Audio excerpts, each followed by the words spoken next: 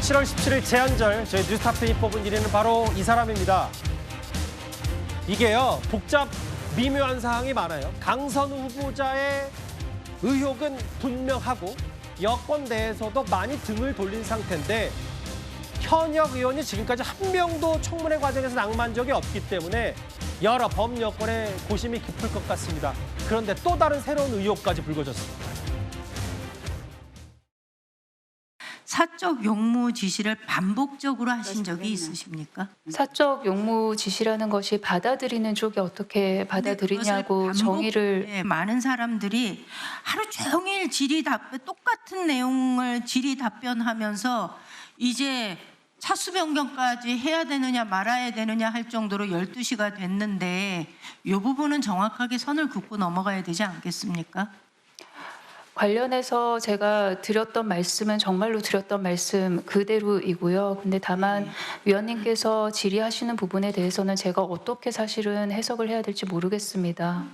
보좌진이 다른 의원실에 취업 못하게 적극적으로 방해하시고 문제 있는 사람이라고 여기저기 알리시고 이런 사실이 있으셨습니까? 그렇게 한다는 건 불가능한 일입니다, 위원님. 위원님도 잘 알고 계시지 않습니까? 의원실의 취업 관련해서는 제가 그 의사결정에 영향을 미칠 수 있는 위치에 있지 않지 않습니까? 저는 사과라는 거는 사실 저희나 국민들한테 하는 것보다는 만약에 그분들이 피해자라면 피해자 당사자한테 하는 게 사과가 맞다고 생각합니다.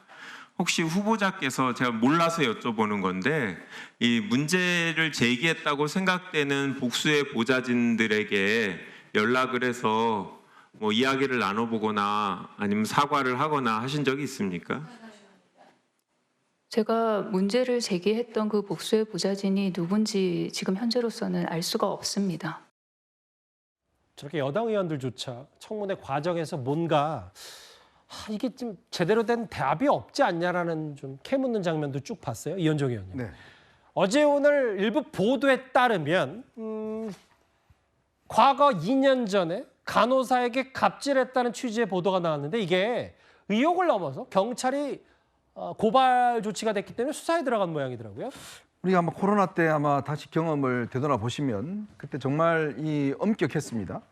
특히 병원에 입원한 보호자들 같은 경우에 코로나 검사를 해야 됐고 또 며칠간 어떤 이 검사를 통해서 확실하게 이제 코로나가 없다는 걸 확인해야지만이 면회를 할 수가 있고 자 그렇기 때문에 당시에는 가족이라도 직접 간호를 할 수가 없었어요. 그 안에 계신 분들이 그러니까 이 안에 이제 안쪽에 계속 이제 그 안에서 병원 안에서 근무하시는 이제 이 보호자분들한테 부탁을 드려서 한다든지 그러니까 면회도 안 됐습니다. 정말 저도 개인적으로도 당시에 저희 가족 중에 굉장히 아픈 사람이 있어서 이 면회조차도 할 수 없었어요. 정말 발을 동동 굴러도 부탁을 해도 전혀 들어주지 않았습니다. 왜냐하면 코로나 확산될 수가 있기 때문에 굉장히 엄격하게 규정을 했거든요. 근데 지금 보니까 강선우 후보자가 아마 본인이 모르겠습니다. 지금 보도에 따르면 가족이 이제 입원해 있는데 면회를 해야 되는데 원칙적으로 그냥 PCR 검사를 결과를 받고 없다는 게 확인이 돼야 되는데 그 전에 아마 본인이 가서 간호사한테 아니 나 지금 보건복지위원인데 왜 안 돼? 라고 해서 굉장히 아마 간호사 분하고 굉장히 마찰이 있었던 모양입니다. 뭐 일각의 보도에 따르면 간호사분이 눈물을 흘렸다는 이야기도 있듯이 그러니까 간이 검사로 해서 결국은 이제 이 면회를 했다는 것인데 본인은 어제 그 설명에서 예방접종을 받으러 갔다 뭐 이렇게 설명하고 있습니다만은 분명히 확인해야 될 부분이 있는 것 같습니다. 이게 우리가 보통 완장이라는 게 있잖아요. 예전에 뭐 소설도 있고 영화도 있는데 완장 하나 차면 다 뭐 어디든 통과하는 특히 국회의원이 완장처럼 여기는 분들이 있어요. 자 그렇기 때문에 이 부분에 대해서는 여러 가지 지금 강선우 후보자의 의혹과는 더불어서 본인이 과연 보건복지위원으로서 병원 측에 이런 행동을 했는 것인지 확인해 볼 필요가 있는 것 같습니다. 뭐 이거는 고발이 당했고 수사에 이제 들어갔으니까 진위 여부가 가려질 텐데 일단 반론 차원에서 강선우 후보자 측의 얘기를 들어보면 필수 예방 접종을 하기 위한 거고 갑질 의혹 사실 아니다 이렇게 일단 얘기를 했습니다. 어제 김영훈 고용노동부 장관 후보자의 청문회가 있었는데 이게 지금 직장 내 갑질과 관련된 부분이기 때문에 저 자리에서도 고용노동부 장관 후보자 자리에서도 강선우 후보자 얘기가 나왔습니다. 여성가족부 강선우 후보자는 쓰레기를 버리라고 시켰고 변기를 고치라고 시켰습니다. 그 부분에 대해서 직장 내 괴롭힘이 맞을까요? 형식적으로 보면 그러한데 아마 당사자가 그거에 대해서 조금 다른 의견이 불일치한 것으로. 실제로 청문회에서는 그 과정에 대해서 해명하지 못했고 그래서 참여연대 여성단체 뭐 직장갑질 119부터 시작해가지고 많은 단체들이 괴롭힘 맞다 사퇴해라라고 하고 있습니다. 이 부분에 대해서 고용노동부 장관 후보자로서 어떤 의견이십니까? 제가 고용노동장관 후보자로서 우선 아까도 말씀드렸지만 이 일로 인해서 상처받은 노동자, 보좌관들에게 제가 드릴 수 있는 깊은 위로의 말씀 드립니다. 네, 제가 너무 지금 아쉬운 거는 여기는 환경노동위원회입니다. 그러면 이 문제에 같은 생각을 저는 민주당 의원님께서 갖고 계신다고 생각하는데 민주당 의원님들 한 분도 질의를 안 하십니다. 이 부분에 대해서. 그건 제가 지금 너무 안타깝게 생각하는 부분입니다. 민주당 소속의 보좌진들도 많이 좀 기류가 바뀌었고 정혁진 변호사님. 네네. 어제 SBS 보도를 보니까 거치 결정한다 해라라는 압박 혹은 주장 함께 글쎄요, 뭐 종일 눈물을 흘렸다는 일부 보좌진도 민주당 내에 있는 것 같습니다.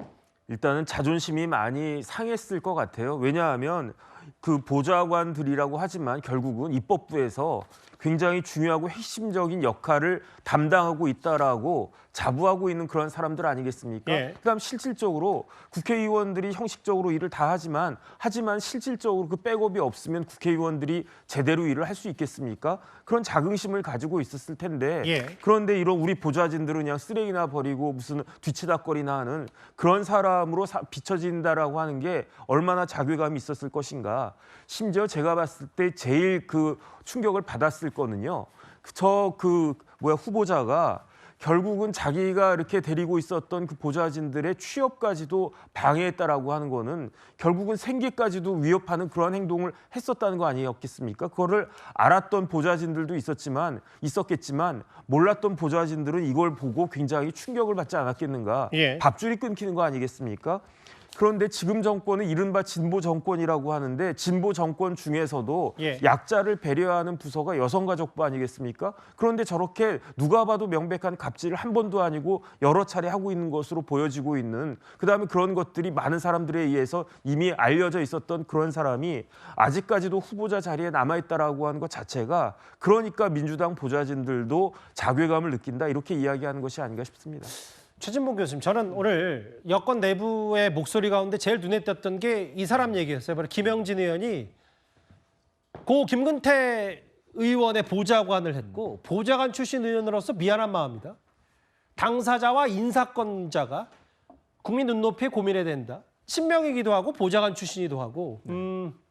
근데 아직 당사자는 답이 없거든요. 그런 상황이죠. 그래서 보좌진들이나 보좌진 출신으로서 느끼는 자괴감은 당연히 클 수밖에 없죠. 저는 가장 큰 문제 중에 하나가 해명하는 과정에 있어서 빨리 좀 인정하고 본인의 잘못이 있었으면 사과하고 이런 모습을 보였으면 어땠을까나 아쉬움이 예. 남습니다. 지금 계속 다른 것들이 나오면서 문제가 더 확산되고 있어서 지금 김영진 의원의 말이 저는 맞다고 생각해요. 무슨 말이냐면 이거는 좀 이제 여론의 추이를 볼 거라고 저는 봅니다. 당사자는 어떻게 할지 제가 잘 모르겠고요. 대통령실이나 아니면 정부 입장에서는 여론의 추이를 면밀하게 사실 여론의 추이가 많이 기운 건 아닌지 모르겠어요. 그러니까 이제 그런 부분들을 고려하면서 어느 순간에 시점이 되면 어떤 결단을 할 거라고 저는 봅니다. 모르겠습니다. 저는 아까는 제가 이진숙 후보자에 좀 더 강하게 얘기했지만 강선우 후보자에 대해서는 조금 더 고민을 하는 것 같고요. 제가 볼 때는 조금 시간이 필요한 것 같습니다. 어느 시점이 될지 저도 알 수 없는 상황이지만 고민을 하면서 국민의 눈높이에 맞지 않다고 하면 그런 부분은 결단을 하지 않을까 하는 생각이 들어요. 지금으로서는 어떤 결단도 하지 않은 상태라고 생각합니다. 이게 사실 좀 대통령실도 이례적으로 이런 문자까지 냈어요. 일부 보도에서 낙마로 기울었다라는 평가들이 나오니까 아니다. 이례적으로 분위기 똑같다. 입장 보고 있다라는 바로잡는 얘기까지 하는데 다음 화면을 볼게요. 아까 기류 변화가 있다했지만 없다고 공표했다. 다음 화면도 또 이어서 보겠습니다. 장윤 변호사님, 이게 아까 연정 의원도 언급했다시피 대통령님의 눈이 너무 높으십니다. 라는 표현이 적어도 강선우, 이진숙 후보자에 대한 적용되지 않는 거 아니냐. 그러면 빨리 결단해야 이게 초대 내각에 꽤 치명타가 될 수도 있기 때문에 이례적으로 좀 기류가 달라졌다고 공지할 것까지 없는 거 아니냐는 비판도 있거든요. 그러니까 대통령실에서도 사실상의 상황실을 만든 거 아니겠습니까? TF를 만들고 국민 눈높이에 맞는지 아닌지. 왜냐하면 여러 검증 항목이 있고 거기에 허들을 넘었다고는 하더라도 미처 챙기지 못한 부분이 이건 뭐 진보 보수의 문제도 아니고 역대 정권에 다 있을 수가 있고 언론을 통해서 아니면 추가 제보를 통해서 드러나는 뭐 비위나 여러 이제 사실관계를 확인해야 되는 부분이 있는데 그 부분에 대해서 본인의 해명이 부족하거나 하면 당연하지만 국민과 민의를 좀 배척할 수 있는 정부는 없는 거 아니겠습니까? 더더군다나 국민과의 소통, 국민 주권을 표방한 정부로서는 향후 추이를 볼 수밖에 없는 그런 숙제가 놓인 부분이 있는 것 같고 다만 이런 부분은 있는 것 같습니다. 알겠습니다. 만약에 청문회에서 완전히 낙마를 하게 되면 강선 의원은 정말 유례가 없는 현역 의원 정치 생명의 위기가 온다 이 그런 말씀하시는 거죠? 부분까지 그러니까 종합적인 고려가 있을 것으로 보입니다. 1위는 오늘 강선우 후보자 얘기였습니다.